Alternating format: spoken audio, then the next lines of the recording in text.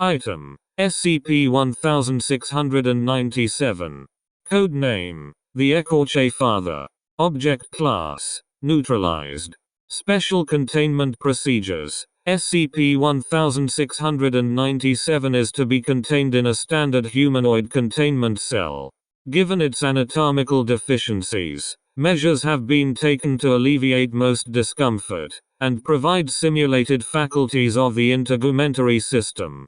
A tissue hydrating lotion is provided to maintain functioning musculature, and a superficial injection of a lidocaine solution is granted in moderation and at the discretion of the project head.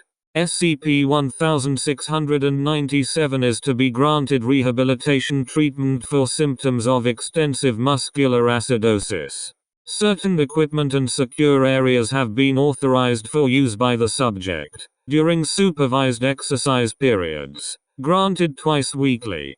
These are all considered privileges, and may be revoked if the subject refuses cooperation, or at the discretion of the project head.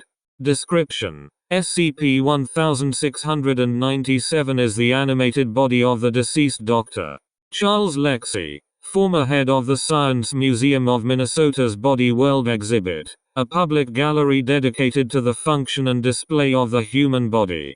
In March of 2012, Lexie was diagnosed with cancer, at which time the tumors had spread beyond the point of treatment. Upon his death, the body was prepared for display in the museum, and its skin removed. Per the subject's request, it was posed at a chessboard across from another body, in a thinking stance, with its left leg crossing its right arm gripping its calf, and its left arm leaning on its leg, with its head turned sideways. As part of the demonstration, a quarter of the subject's skull was removed to reveal the brain.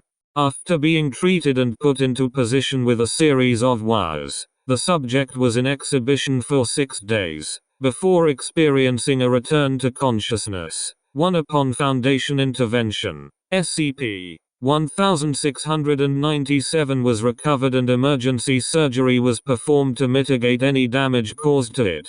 Currently SCP-1697 is blind in one eye and suffers from damage similar to hypoxia in some regions of muscle tissue. Surgery performed includes the sculpting of an artificial skull cap and the removal of all harnesses and wiring used to secure the subject for display. SCP-1697 does have a functioning circulatory system, although its blood is almost entirely composed of plasma. Testing reveals a small number of erythrocytes, well beneath the minimum hematocrit for bodily respiration. Electrolyte and plasma protein levels appear to be consistent with typical human blood, as well as hormones produced by a man of the same age as the subject. No leukocytes or platelets appear in blood samples, but despite this, SCP-1697 has not experienced any illness, infections, or further adverse consequences resulting from its conditions since containment, besides the ones already mentioned. Notably, no tumors or remnants of the cancer that killed Charles Lexie are present in SCP-1697. Addendum 1697-1. Interview with SCP-1697. 3 January, 2013. Interviewed. SCP-1697. Dr. Charles Lexie, Ph.D. Interviewer. Senior Researcher Dr. David Holmes. Level 3. Project Head. Forward. This interview was held to establish a backstory on SCP-1697 and to uncover any information it might have on its current condition. Begin log. 18 hours, 32 minutes, and 28 seconds. Holmes. Good evening. 1697. SCP-1697. Good evening, Dr. Holmes. Holmes, we're going to begin with your account of how you woke up. Afterwards we can discuss your personal history. SCP-1697. Phenomenal. I'm a fan of your professionalism, Dr. Holmes. What is the last thing you remember before your condition? SCP-1697. By the time I was speaking to my family, the tumor had metastasized and spread through most of my body. The last thing I did while my head was clear was draft a few professional letters and say goodbye to my wife. Then they put me on painkillers, and I fell asleep. Holmes, how did you wake up? SCP-1697. I wonder if there was morphine left in my system. It felt like I was coming down off of hard drugs. Laughs. I wasn't even in pain until I realized that I should be. No eyelids, and such. Not as uncomfortable as you'd think. But I suppose most of the pain receptors are in the skin. So there you go. I come to in a rush. People see me moving, start screaming. I tried saying well butter my biscuits and call me Sally. Where's my skin? But most of them seemed really put off by that. Holmes, is there anything you can say that might be helpful in learning about what happened to leave you like this? SCP-1697. I'm fairly certain that I'm dead, mostly. It doesn't feel the same, besides having the physical feeling. There are no words for it, I don't think.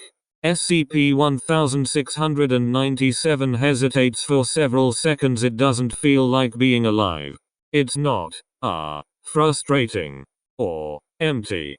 It only is, I guess.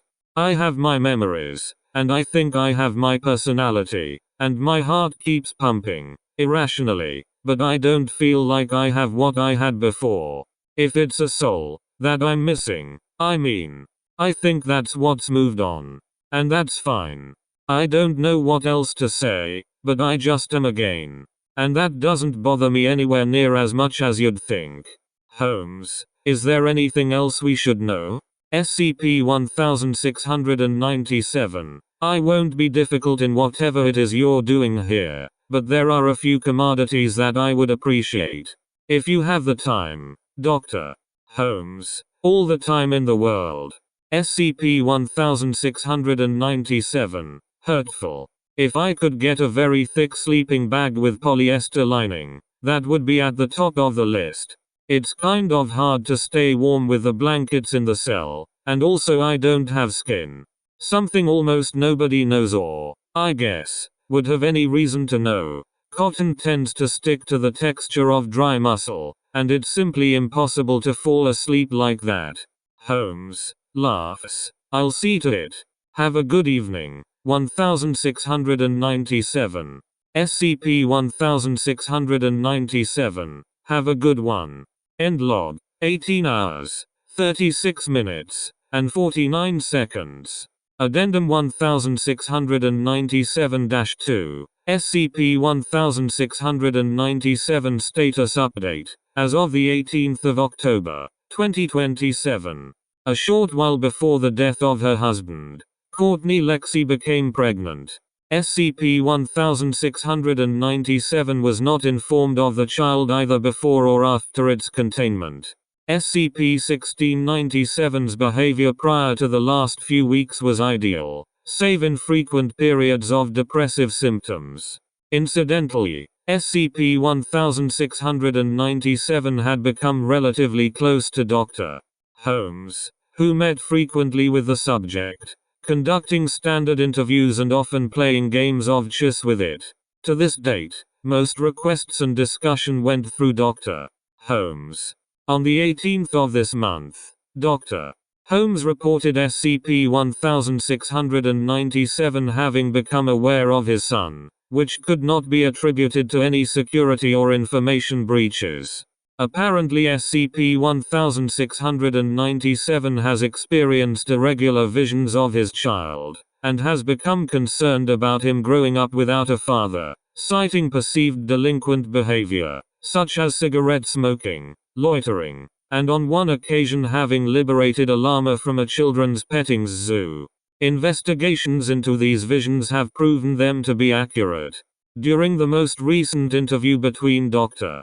Holmes and SCP-1697, the subject requested writing a note, dated before its death, in the hopes that it would assist its son in growing up without a father. Dr. Holmes accepted the letter and filed it, as per Humanoid Information Security Protocol Delta 62.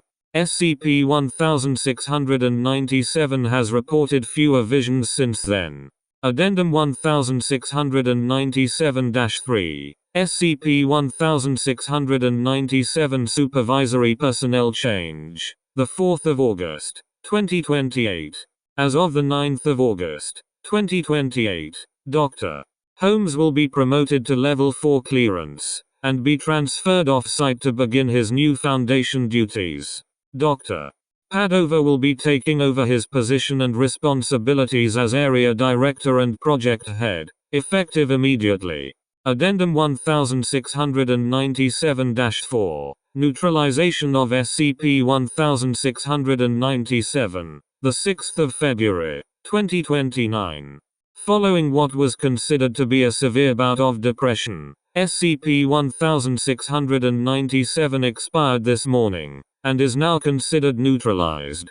Investigations into the visions experienced by the subject of its progeny have been concluded. Footnotes. 1. Amnestic issuance was impossible by the time Foundation agents arrived, and a cover story involving the malicious release of hallucinogenic drugs was disseminated. For more information, see Incident Report 1697-8U.